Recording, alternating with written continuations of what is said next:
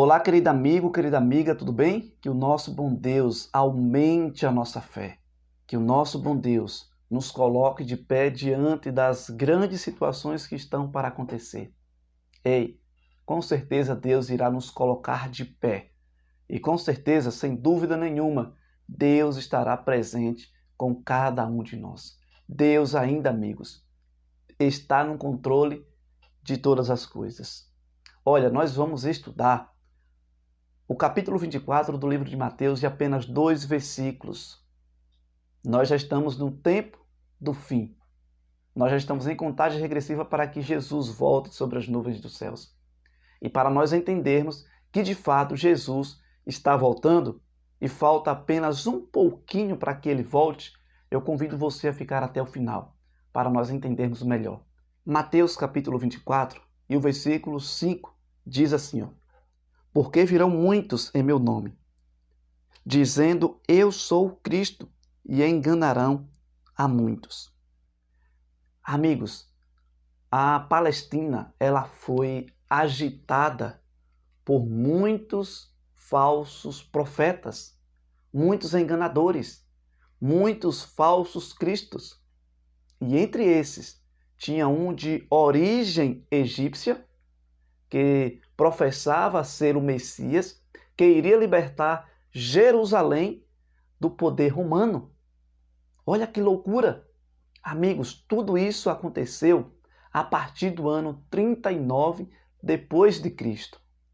Esse egípcio que professava ser o Messias, ele conseguiu milhares de seguidores.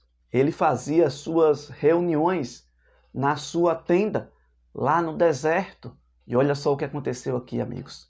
Quando o imperador romano ficou sabendo desta situação, deste caso, ele de imediato mandou soldados ir para executar esse falso Messias, a qual se dizia ser Cristo e queria libertar o povo do poder romano.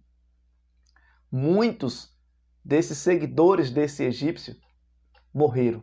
Apenas ele e um pouquinho se livrou. Esse egípcio fugiu.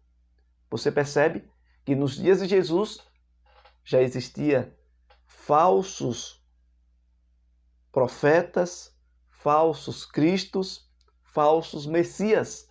Mas no versículo 6 temos algo bem interessante. E certamente ouvireis falar de guerras e rumores de guerra. Vede, não vos assustei, porque é necessário assim acontecer, mas ainda não é o fim. Quero ler um texto com você e vai estar na tela aí para você. O texto está exatamente neste livro aqui, Uma Nova Era, segundo as profecias do Apocalipse. Você pode conseguir ele aí também na Casa Publicadora Brasileira. Olha só o que o autor desse livro, Sir Mervyn Maxwell, ele escreveu aqui, De qualquer modo, a menção de guerras, fomes e terremotos no contexto do discurso do Olivetti mostra que Jesus tinha em mente que tais eventos deveriam ocorrer durante o período de 39 anos que ainda separava seus dias da destruição de Jerusalém no ano 70 depois de Cristo. Somente no curto reinado do imperador Cláudio, no ano 41 a 54 depois de Cristo, há o registro de 4 grandes ondas de fome, uma das quais é mencionada em Atos 11:28.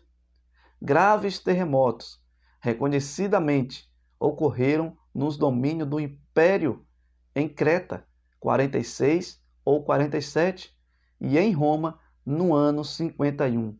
Roma desenvolveu guerras significativas na Mauritânia, 41 a 42, Bretanha, do ano 43 a 61, Armênia, no início dos anos 60 depois de Cristo.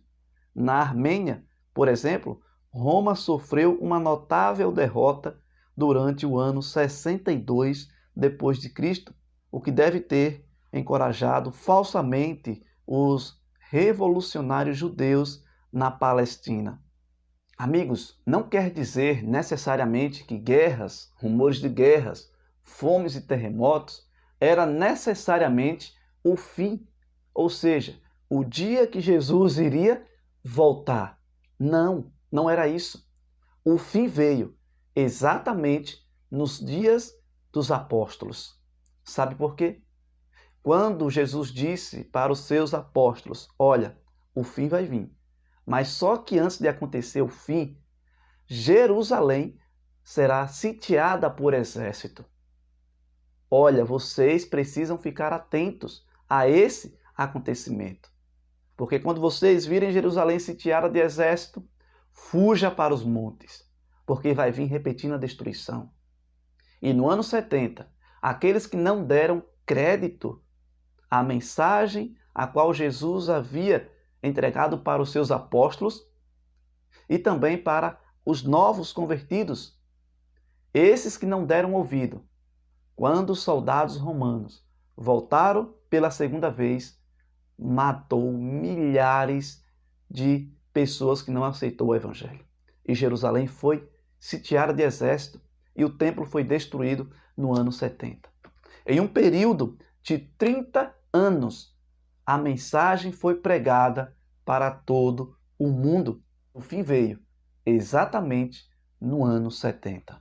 O capítulo 24 do livro de Mateus se aplica exatamente para os nossos dias a qual estamos vivendo.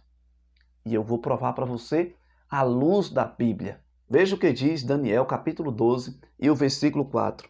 Tu, porém, Daniel, encerra as palavras e sela o livro até o tempo do fim.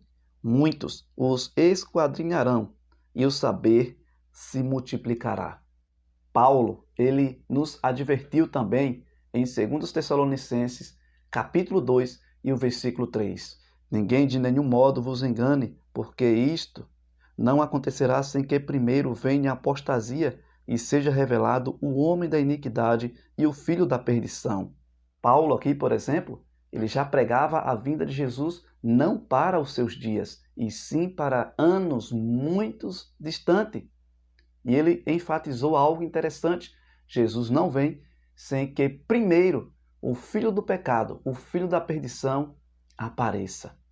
Nós tivemos aí um período em que o filho do pecado dá início, ele aparece. Em 538, o papado, ele surge. E em 538 até o ano 1798, temos aí um período da supremacia papal. E um pouco antes de finalizar a supremacia papal, em 1798, veja o que Jesus ele disse. Logo em seguida, a tribulação daqueles dias, o sol escurecerá, a lua não dará sua claridade, as estrelas cairão do firmamento e os poderes dos céus serão abalados.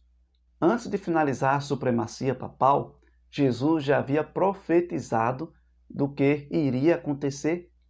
O escurecimento do sol, exatamente no ano de 1780, aconteceu o escurecimento do céu. E em 1833, as estrelas caíram do céu. Percebe-se o quanto nós estamos vivendo no fim do tempo do fim? Está lembrado que nós estudamos Daniel 12, versículo 14? No fim da supremacia papal, o livro de Daniel passa a ser examinado, estudado de forma mais intensa sobre a orientação do Espírito Santo. E o fim começa exatamente no período de 1798. Amigos, agora sabemos que a volta de Jesus está bem próximo. Veja o que diz a serva do nosso Deus, Ellen White. Ela escreveu no livro Eventos Finais: os terríveis relatos que ouvimos de homicídios, roubos, acidentes e atos de violência declara que o fim de todas as coisas está próximo. Ela repete 2 vezes: agora mesmo, precisamos estar nos preparando para a segunda vinda do Senhor. Amigos, Deus seja louvado pela a mensagem de hoje, que possamos estar em constante comunhão com o nosso Criador. Profecias estamos vendo diante dos nossos olhos, os grandes acontecimentos, Estamos, de fato, vivendo os eventos finais da história. Por isso eu convido você a se aproximar mais de Deus, busque a Ele de forma intensa. Que Deus te abençoe de forma tremenda. Convido você a compartilhar essa mensagem para mais pessoas. Deixe o seu like e se inscreve se ainda não é inscrito.